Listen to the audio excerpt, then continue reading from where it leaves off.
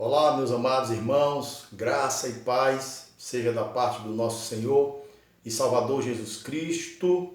Espero que você e toda a sua família esteja desfrutando das ricas bênçãos do Senhor. Vamos meditar na palavra de Deus, na carta de Paulo aos Romanos, capítulo 5, leremos do versículo 1 ao versículo de número 11, diz assim a palavra do Senhor. Justificados, pois, mediante a fé, temos paz com Deus, por meio de nosso Senhor Jesus Cristo, por intermédio de quem obtivemos igualmente acesso pela fé a esta graça, na qual estamos firmes, e gloriamo-nos na esperança da glória de Deus. E não somente isto, mas também nos gloriamos nas próprias tribulações, sabendo que a tribulação produz perseverança, e a perseverança, experiência, e a experiência, esperança. Ora, a esperança não confunde, porque o amor de Deus é derramado em nosso coração pelo Espírito Santo que nos foi outorgado. Porque Cristo, quando nós ainda éramos fracos, morreu a seu tempo pelos ímpios. Dificilmente alguém morreria por um justo, pois poderá ser que pelo bom alguém se anime a morrer. Mas Deus prova o seu próprio amor para conosco, pelo fato de ter Cristo morrido por nós, sendo nós ainda pecadores. Logo, muito mais agora, sendo justificados pelo seu sangue, seremos por ele salvos da ira. Porque se nós, quando inimigos, fomos reconciliados com Deus mediante a morte de seu Filho, muito mais, estando já reconciliados, seremos salvos pela sua vida. E não apenas isto, mas também nos gloriamos em Deus por nosso Senhor Jesus Cristo, por intermédio de quem recebemos agora a reconciliação. Amém. Vamos orar. Nosso Deus, nosso Pai, te agradecemos por todas as bênçãos em Cristo que a tua palavra nos garante.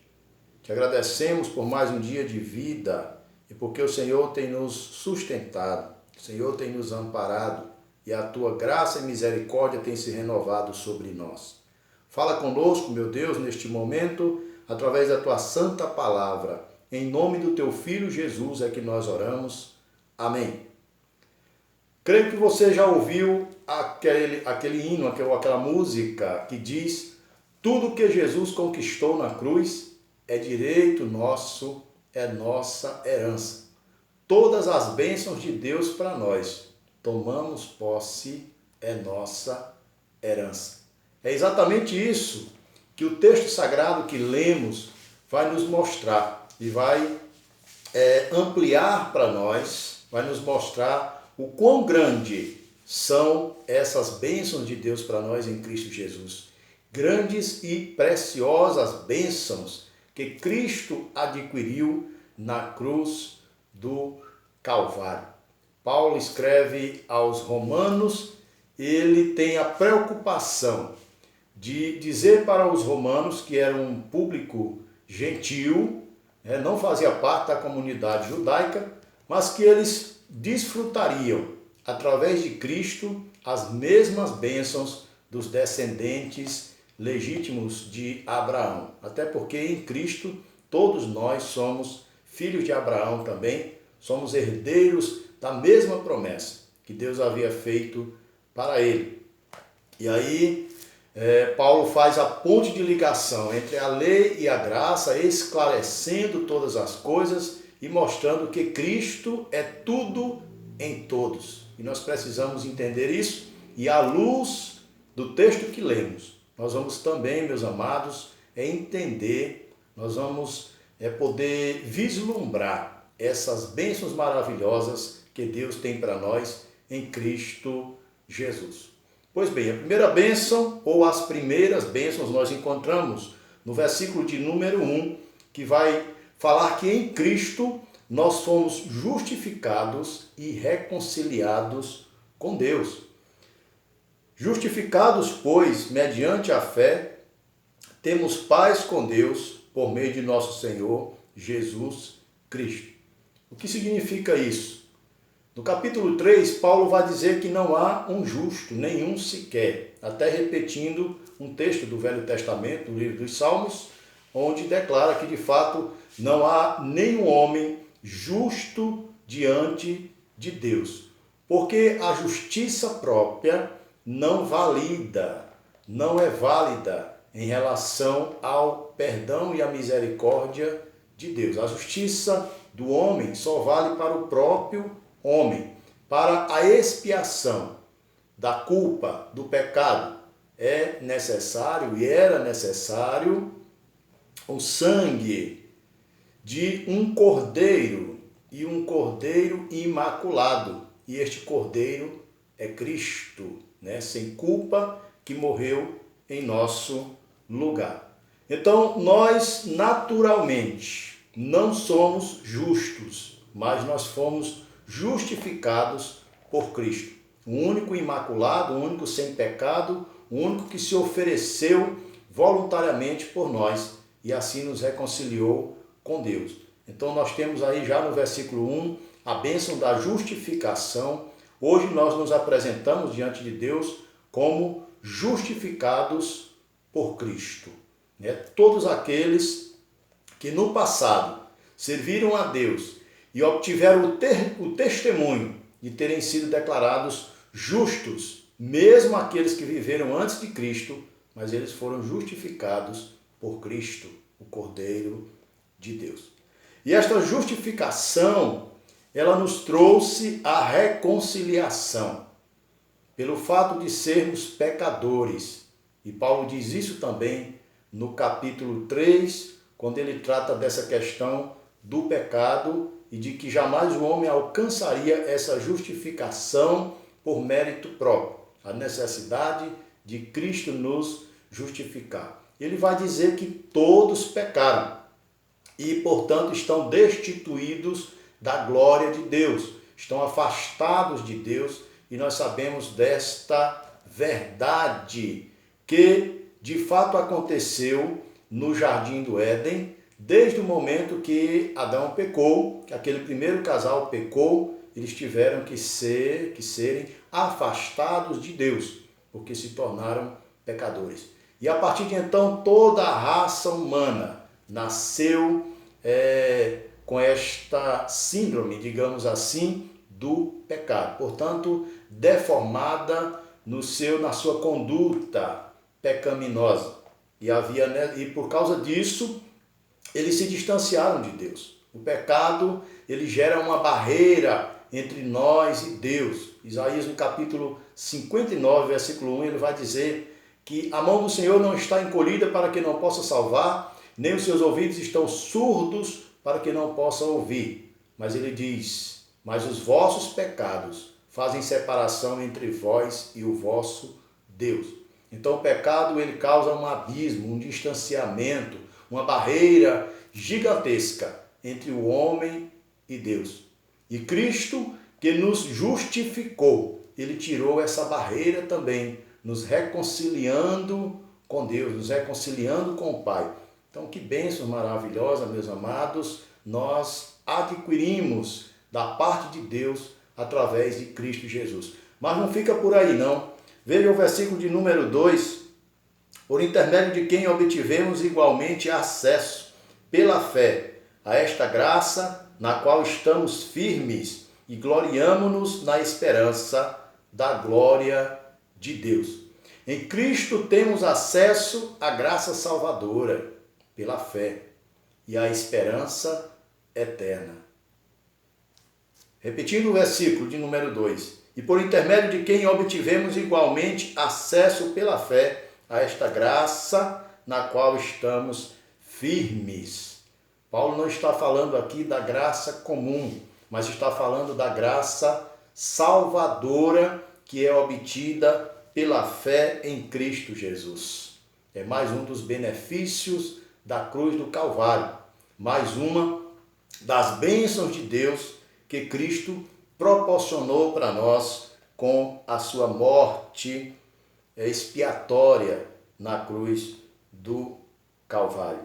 E gloriamo-nos na esperança da glória de Deus. ele faz ressurgir também em nossos corações a chama da esperança. A humanidade perdida, a humanidade caída, a humanidade sem esperança de salvação. Agora ela pode novamente declarar a sua esperança em Cristo Jesus. Ela pode novamente renovar, ela pode novamente celebrar esta esperança viva que nós temos em Cristo Jesus. Esperança de salvação, meus amados. A esperança de restauração de todas as coisas. Jesus Cristo é a nossa esperança única e verdadeira. Uma esperança viva, uma esperança que traz alegria aos nossos corações, que restaura a nossa autoestima e que nos faz andar altaneiramente, né? Nos faz ter sorriso nos lábios, nos faz ter um novo cântico em nossos lábios e a alegria eterna em nossos corações.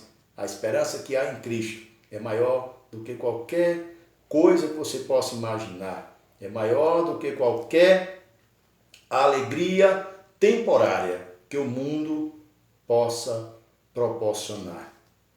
Quer mais? Versículo de número 3. E não somente isto, mas também nos gloriamos nas próprias tribulações, sabendo que a tribulação produz perseverança. Versículo 4. E a perseverança, experiência, e a experiência, esperança. Versículo 5. Ora, a esperança não confunde, porque o amor de Deus é derramado em nosso coração pelo Espírito Santo que nos foi outorgado. Em Cristo, as tribulações são transformadas em oportunidades de crescimento e de maturidade cristã. Ainda hoje, conversando com uma irmã de quase 82 anos, e aquela irmã é um exemplo de uma vida de esperança viva em Cristo Jesus e de experiência também, né? Quando nós conversamos com algumas pessoas, recebemos pedidos de oração de algumas pessoas e nós podemos sentir, principalmente nos últimos dias, a chama da esperança do coração de muitas pessoas se esfriando, enfraquecendo, mas principalmente as pessoas mais jovens, as pessoas mais experientes e os crentes mais experientes têm uma tendência maior a ter também uma fé mais viva, mais estruturada e uma esperança mais firme também em Cristo Jesus. Aquela irmã, a gente falando sobre a atual situação, né, em que esta pandemia deixou o mundo e a igreja também. E o interessante ao conversar com aquela irmã é que as coisas em que inicialmente a gente até apresentava, eu próprio, nas conversas como algo negativo, aquela irmã via uma oportunidade, ela apresentava como algo positivo, né? Dentre essas coisas está o processo de seleção de Deus no meio da própria igreja, através dessa aprovação, né? Deus tem purificado a sua igreja, Deus tem limpado a sua igreja, Deus tem podado a sua igreja. Dentre elas também que o Evangelho tem sido anunciado muito mais do que antes, quando a igreja estava de portas abertas. Porque o Evangelho tem sido agora, através dos meios de comunicação que nos são disponíveis, o Evangelho tem sido propagado de uma forma acelerada, né? Assustadoramente acelerada. E de uma forma ou de outra, as pessoas têm ouvido falar no Evangelho de Cristo Jesus. E outra coisa que esta pandemia traz, né, é que sabemos que trata-se de um vírus letal, de um vírus mortal, e há uma necessidade de estarmos preparados. Nós não sabemos quem irá contrair, quem não vai. Nós não sabemos que efeitos colaterais né? Porque nós sabemos que são vários os efeitos, dependendo da pessoa, da imunidade da pessoa, nós não sabemos, né? Em quais pessoas esses efeitos serão efeitos leves, né? Moderados, efeitos um pouco mais agressivos, ou, quem sabe até, e nós sabemos que esse é um risco real, um efeito mortal, letal. O que nós sabemos é que nós precisamos estar preparados. Nós precisamos da certeza da salvação. Nós precisamos dessa esperança viva em nossos corações para poder nos tranquilizar. E aquela irmã, ela me tranquilizou bastante quando ela demonstrava toda essa convicção, toda essa tranquilidade, toda essa esperança em Cristo, e ela viu nessa tribulação, ela pôde enxergar oportunidades de viver e pregar o evangelho genuíno. Esse é o momento, meus amados irmãos, eu diria, da manifestação da fé verdadeira. Tudo que é superficial, tudo que é temporário, tudo que é fictício, está se desfazendo. E só permanece de fato, com esta convicção, aqueles que têm uma fé autêntica e verdadeira, aqueles que conhecem o seu Deus. Por isso o apóstolo Paulo afirma aqui que a tribulação produz perseverança. A perseverança, experiência. E a experiência, esperança. E no versículo 5 ele diz, ora, a esperança não confunde, porque o amor de Deus é derramado em nosso coração pelo Espírito Santo que nos foi outorgado. Se temos o Espírito Santo, nós temos uma esperança viva. Não há nenhuma confusão, não há nenhuma sombra de dúvidas, porque a esperança não confunde, meus amados. O Espírito, ele renova a cada dia em nossos corações a esperança e a fé necessária para perseverarmos em Cristo Jesus. E assim nós vamos nos tornando cristãos mais experientes, vamos nos tornando cristãos mais amadurecidos e vamos nos tornando soldados cada vez mais capacitados e aptos para batalharmos nas fileiras do exército do nosso Senhor e Salvador Jesus Cristo. Mas tem no texto mais bênçãos para que nós possamos desfrutar. Veja que em Cristo nós descobrimos o amor. Versículos de 6 a 8, versículo 6 diz assim, porque Cristo, quando nós ainda éramos fracos, morreu a seu tempo pelos ímpios. Dificilmente alguém morreria por um justo, pois poderá ser que pelo bom alguém se anime a morrer. Mas Deus prova o seu próprio amor para conosco pelo fato de ter Cristo morrido por nós, sendo nós ainda pecadores. Em Cristo descobrimos o amor, porque sendo nós ainda fracos, sendo nós ainda pecadores, sendo nós imprestáveis, Ele nos amou e Ele morreu por nós. Diz aqui o apóstolo que dificilmente alguém morreria por um justo, né? Quando alguém é bom aos olhos humanos, né, na nossa concepção humana, a gente diria assim, se eu pudesse eu morreria no lugar desta pessoa. Talvez uma mãe, talvez um pai, talvez um filho, um irmão, quem sabe? Alguém poderia se aventurar a se oferecer para morrer no lugar de outra pessoa. Mas nós sabemos que isso não é comum, nós sabemos que isso é raridade. Mas quando nós olhamos para Cristo, meus amados irmãos, nós encontramos nele o amor personalizado, o amor encarnado e o amor incondicional de Deus. Por quê? O versículo 8 diz por quê. Mas Deus prova o seu próprio amor para conosco pelo fato de ter Cristo morrido por nós. Sendo nós bonzinhos? Não. Sendo nós ainda pecadores.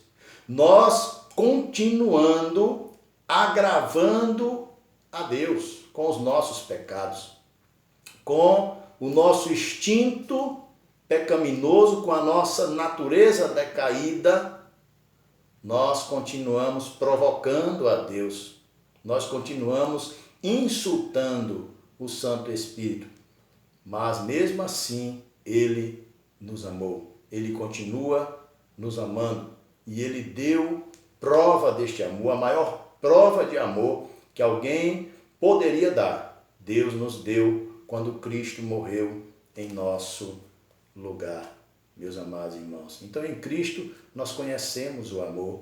Cristo é a manifestação do amor de Deus, né? E as bênçãos continuam. O texto tem muito mais bênçãos para nós. E nós vamos ver agora que em Cristo nós temos a garantia da salvação eterna. Veja que bênção, meus amados irmãos. É a bênção que vem coroar, né, este nosso raciocínio. É a bênção que vem para finalizar e não poderia deixar de ser diferente, não poderia ser outra, senão a maior de todas as bênçãos, que é a bênção da salvação. Muitas pessoas estão indo para as igrejas em busca de bênçãos materiais, em busca de riqueza, prosperidade, fama, aplausos até, mas a maior bênção é a salvação da sua alma. É você reconhecer que é um miserável pecador que está caminhando para o inferno, mas Deus, pelo seu grande amor com o qual nos amou, entregou Cristo para morrer por nós, abrindo para nós a porta da salvação. Versículos 9, 10 e 11. Versículo 9 diz assim: logo, muito mais agora, sendo justificados pelo seu sangue, seremos por ele salvos da ira. Veja, irmãos, tudo que nós ganhamos gratuitamente, éramos culpados, caminhávamos para o inferno, éramos filhos da ira naturalmente, fomos justificados pelo sangue de Cristo derramado por nós na cruz do Calvário. E Paulo diz, olha, não se preocupe, porque através do sangue de Cristo seremos por ele salvos da ira. Nós que éramos alvos da ira, seremos agora salvos da ira.